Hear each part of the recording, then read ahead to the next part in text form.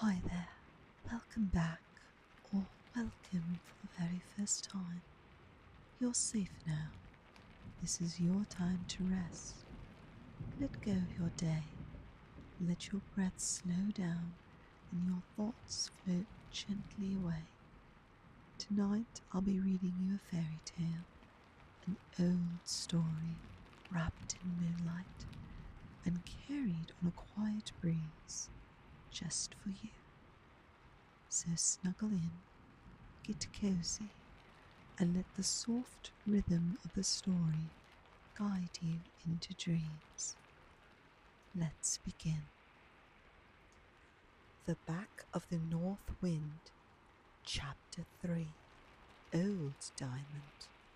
Diamond woke very early in the morning and thought what a curious dream he had had. But the memory grew brighter and brighter in his head until it did not look altogether like a dream, and he began to doubt whether or not he had really been abroad in the wind last night. He came to the conclusion that if he really had been brought home to his mother by Mrs. Crump, she would say something to him about it, and that would settle the matter.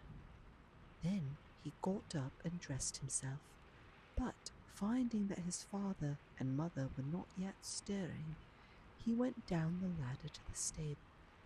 There he found that even old Diamond was not awake yet, for he, as well as young Diamond, always got up the moment he woke, and now he was lying as flat as a horse could lie on his nice, trim bed of straw. "I'll give old Diamond a surprise," thought the boy, and creeping up very softly before the horse knew, he was astride his back.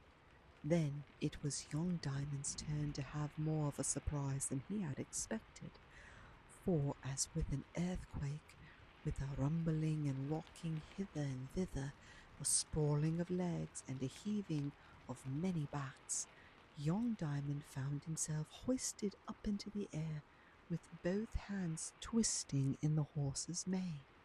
The next instant, old Diamond lashed out with both his hind legs, and giving one cry of terror, young Diamond found himself lying on his neck, with his arms as far round as they would go. But then the horse stood as still as stone, except that he lifted his head gently up to let the boy slip down to his back. For when he heard young Diamond's cry, he knew there was nothing to kick about, for young Diamond was a good boy, and old Diamond was a good horse, and one was all right on the back of the other. As soon as Diamond had got himself comfortable in the saddle place, the horse began pulling at the hay, and the boy began thinking. He had never mounted Diamond himself before, and he had never got off him without being lifted down.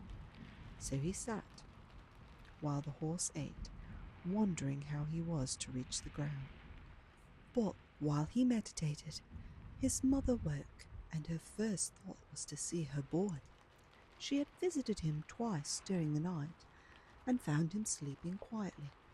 Now his bed was empty, and she was frightened. "Diamond, Diamond, where are you, Diamond?"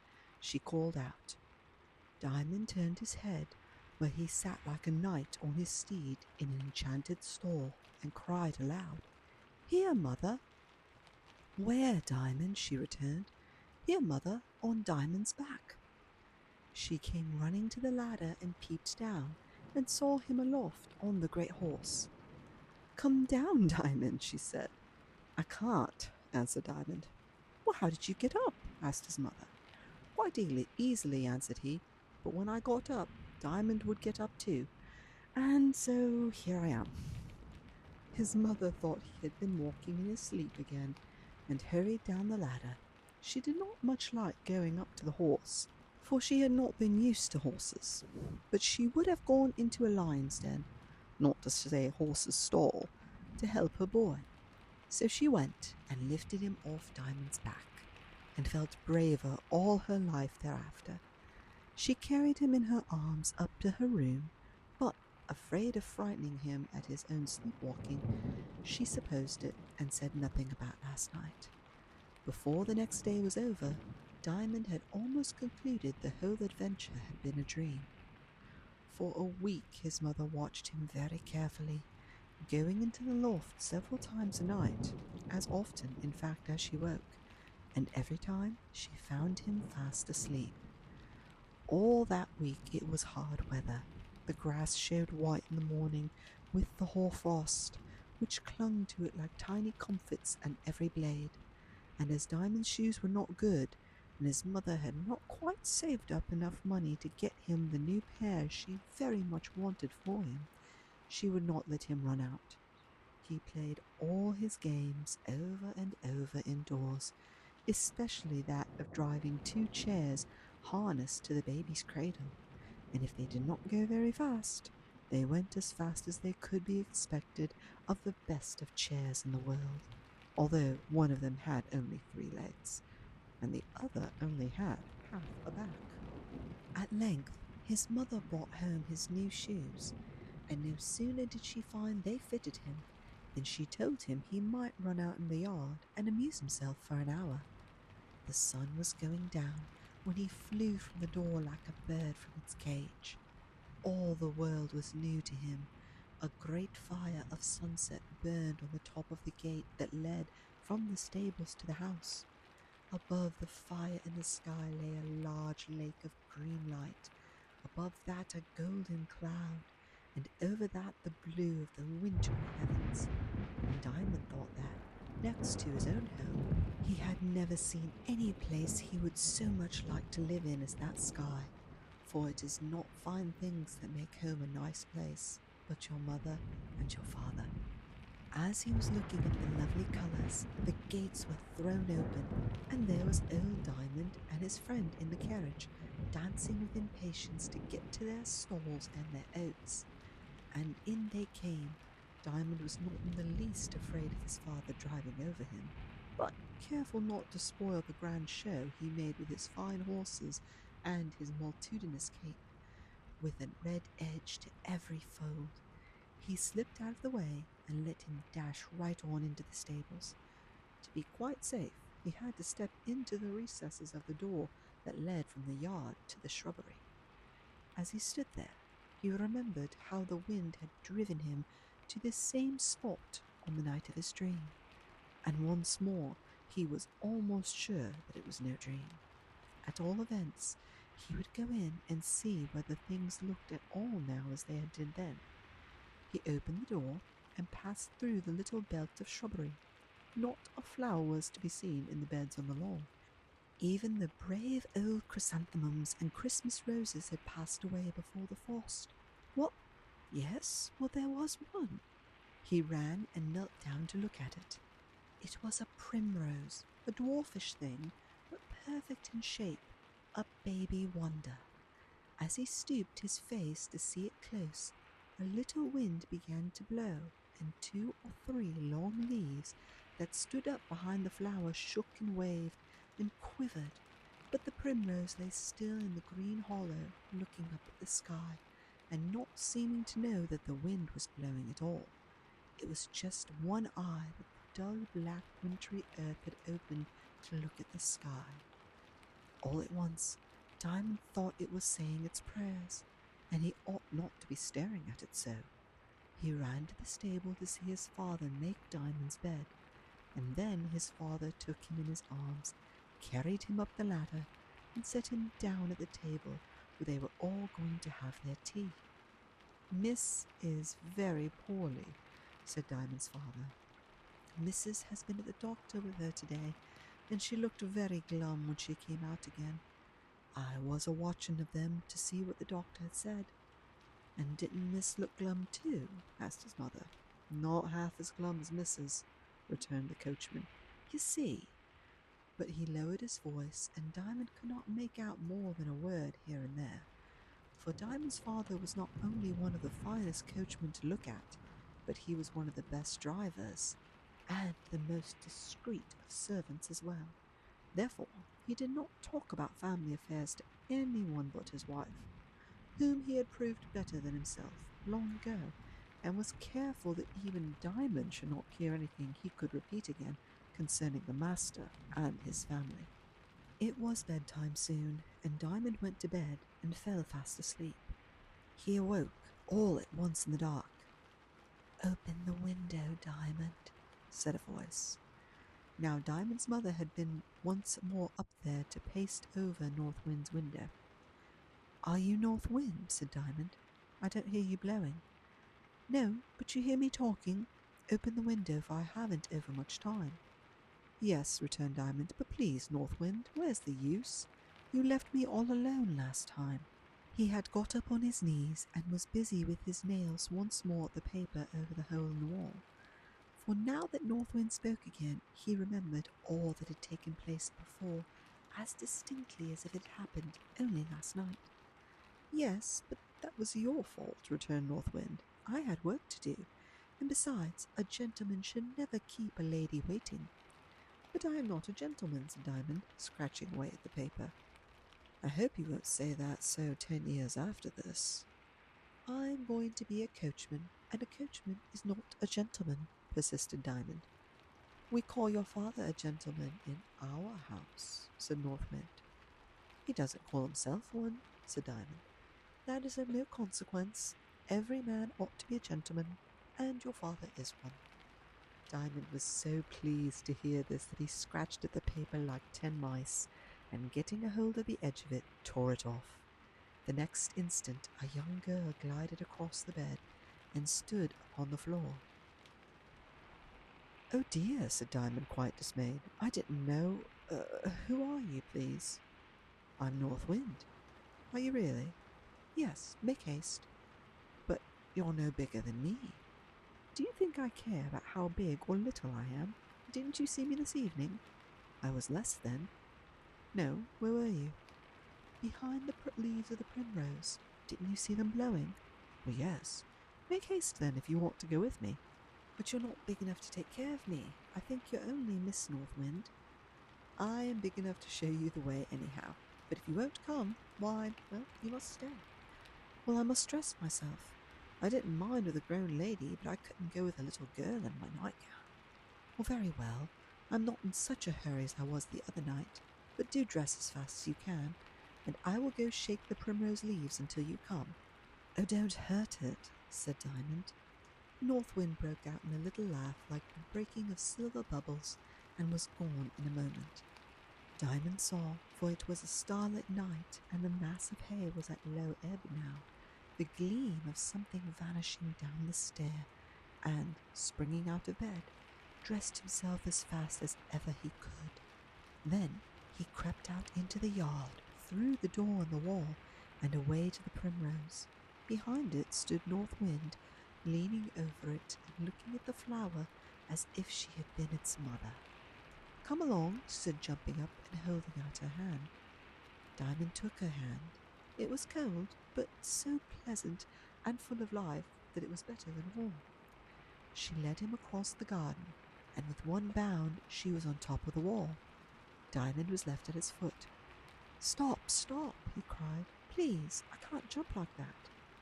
"You don't try," said North Wind, who from the top looked like a foot taller than before. "Give me your hand, and I will try," said Diamond. She reached down. Diamond laid hold of her hand and gave a great spring, and then stood beside her.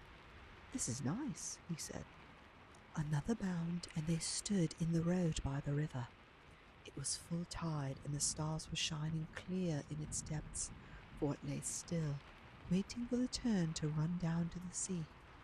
They walked along its side, but they had not walked far before its surface was covered with ripples.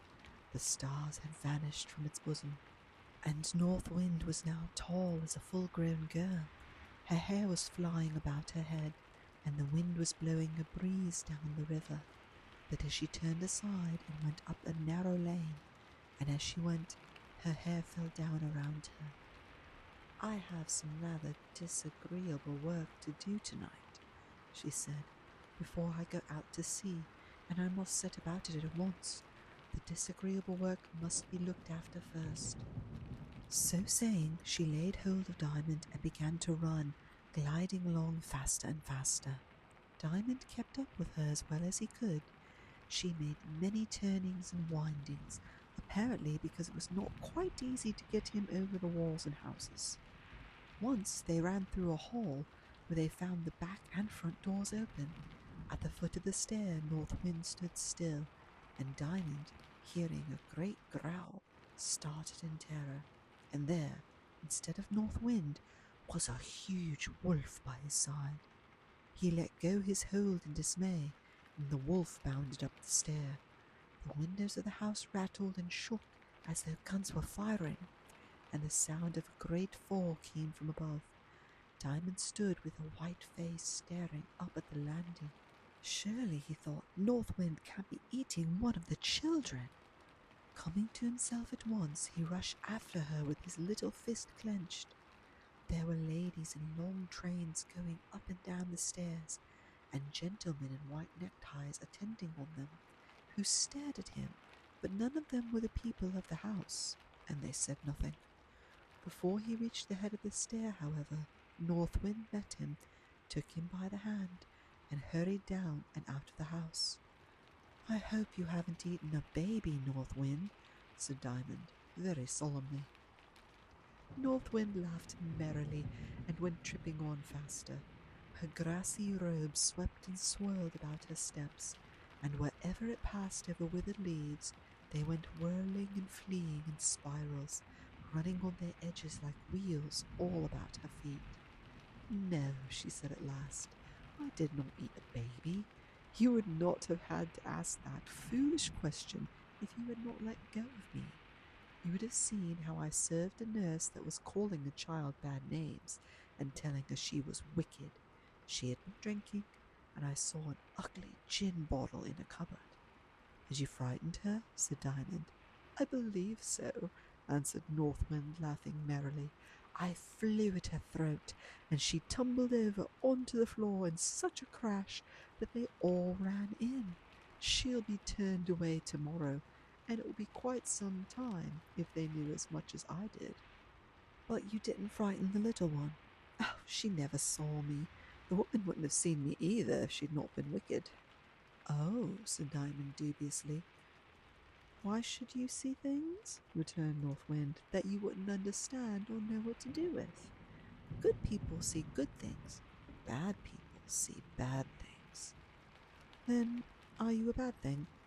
"No, for you see me, Diamond dear," said the girl, and she looked down at him, and Diamond saw the loving eyes of the great lady beaming from the depths of her falling hair.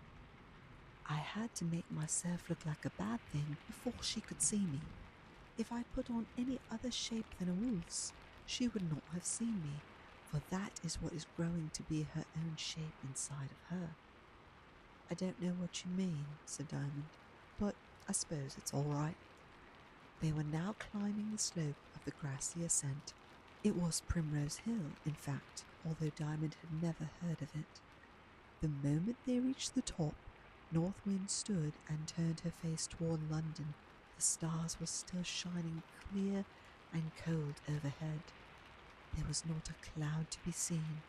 The air was sharp, but Diamond didn't find it cold. "Now," said the lady, "whatever you do, do not let my hand go.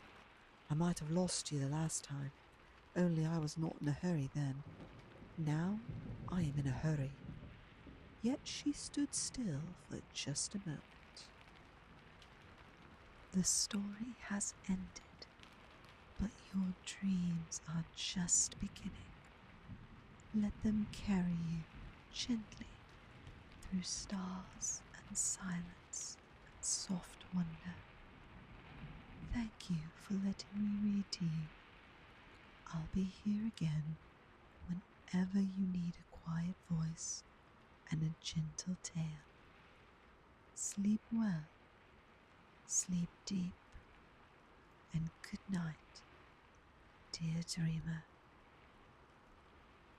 Breuddwydion melys, dear dreamer, sweet dreams.